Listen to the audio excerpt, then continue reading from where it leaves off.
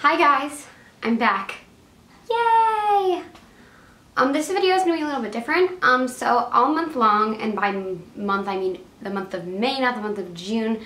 This is a little late. I've been posting almost daily or daily blogs on my blog, which is a WordPress blog, and I'll have the WordPress blog, and I'll have the link down below, about Ehlers-Danlos syndrome, which is a disorder that I have. So this video is just going to be kind of a stream of consciousness, me talking about EDS, what is EDS, how does it affect me, and what can we do about it. So first of all, EDS is a group of genetic disorders that affect the collagen of your body. So collagen is, I know this is a beauty channel, so I want to talk about it in relation to beauty. It's not just what's in your skin, you know, your cheeks, and makes you all firm and stuff, but it's also everywhere in your body. You know, it's in your joints, it's in your digestive system, it's in your heart, it's in your, just basically everywhere, you know? And so, Ehlers-Danlos syndrome, the way that it affects the collagen in your body is that instead of collagen being firm, like, you know, it's making your face firm, it's actually too stretchy. And so what happens is, like, not only does your face look very young for some reason, you know, a lot of people with EDS, like, get mistaken for 5-year-olds. One of the reasons why I like to wear makeup is because I don't get mistaken for a 5-year-old. But it also makes your joints dislocate, and affects your digestive system, your autonomic nervous system, and your heart. So one of the primary signs of EDS is hypermobility, even in other types where hypermobility isn't the primary feature. So there are 6 types of EDS, and I have type 3, which is hypermobility type, so that means that I'm very hypermobile. But there's also classical type, which is kind of like your skin is more stretchy and you have translucent skin. It's very about the skin. And then there's vascular type, which is really about your heart. And there's some other types which have other more rare things. So one of the primary features of EDS in general, though, is hypermobility. And so one of the ways in which you can be tested for EDS, because especially for hypermobility type, there is no genetic testing. It's a clinical diagnosis, so basically your doctor comes and looks at you. And so one of the ways that your doctor can evaluate you for EDS is the Beighton score, and it's about, like, how hypermobile you are. So, like, for example, like, I can do that, I can do that, I can reach there, and I can do, like, kind of like a yoga hand pose with my hands in my back. I'm not going to do it right now because you can't see it on the camera, but my foot can touch my butt. My neck goes back pretty far. Just like a lot of different things. But one of the complications for being so hypermobile, especially if you do have EDS, is that you can dislocate. And so I have a lot of joint problems because of that, which is why I use a wheelchair. Right? So, like, not only am I in pain, say about, you know, 85% of the time, but I also dislocate things, and that's dangerous. And so using a wheelchair is one of the ways I can avoid that.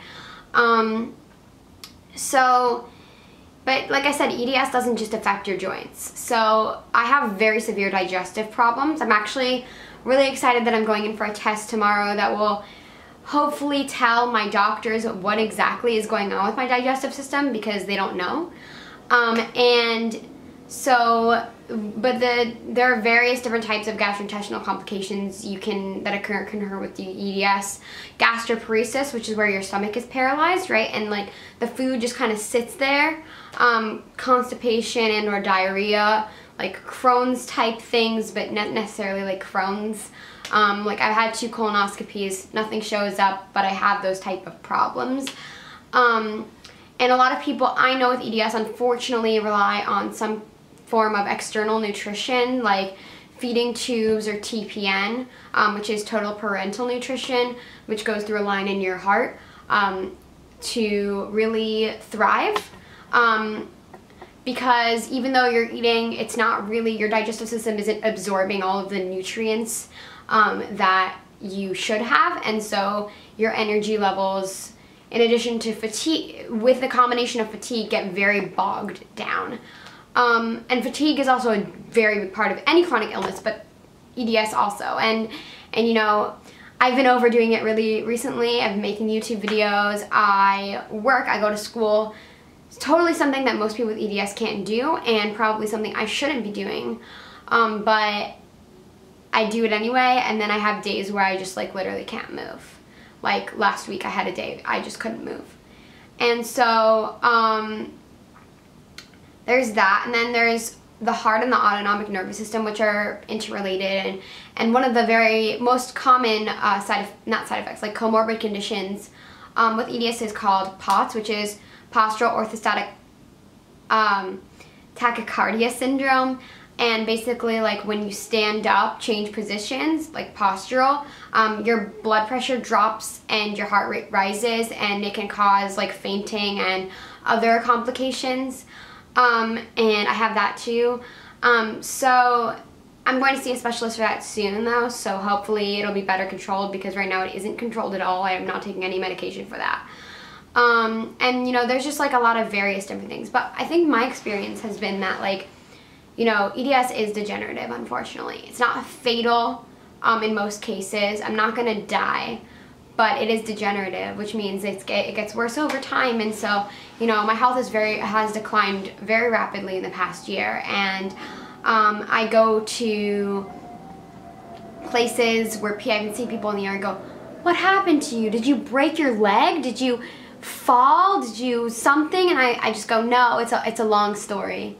I'm one of those people who like tries not to be rude a lot, and it kind of backfires on me sometimes, because I could just say like, "I'm sick," but I don't. And I get a lot of flack for using a wheelchair. And you know, the other day I was out going somewhere, and my wheelchair kind of toppled a little bit, and I got up. That happens to me sometimes if I don't see the curb. It's not a big deal. It really isn't. But it kind of toppled, and so I got up, and this guy comes and looks at me and he goes, "You can stand."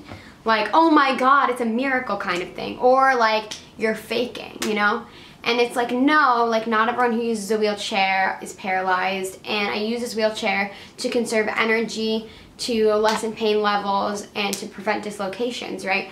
But people just don't really understand that. And I think one of the things and reasons I'm making this video is not only for the community, right, the chronic illness community, and not only for the general world at large to like be like, okay, what is EDS? But also for my family and friends, and say, hey, like, have you been wondering what this is about? This is what it's about. So, I'm really, really happy to be doing this, and I just, I have like a lot of thoughts, you know, and they're all on my blog, so you should really go to my blog and check out my daily blogs. But I think EDS Awareness Month, for me, was about saying, hey, this is what I go through on a daily basis, and you should be aware of that. Right now, there's no treatment for EDS, right? It's a genetic condition, so like gene therapies are kind of our best hope. And there also isn't a lot of treatment for the comorbidities, right? There's not a lot of treatment for gastroparesis or POTS, or, you know, to prevent dislocations. I go to physical therapy, but doesn't mean like it won't ever happen. You know, there's not a lot of treatments for like a lot of the side effects and stuff of EDS, and so I think we need to work on that. You know, there's not a lot of treatment there's not a lot of options for pain. And I think that that's something that needs to be focused on by the community. And so, if you really want to know more about EDS, I'll have links in the description box below about like,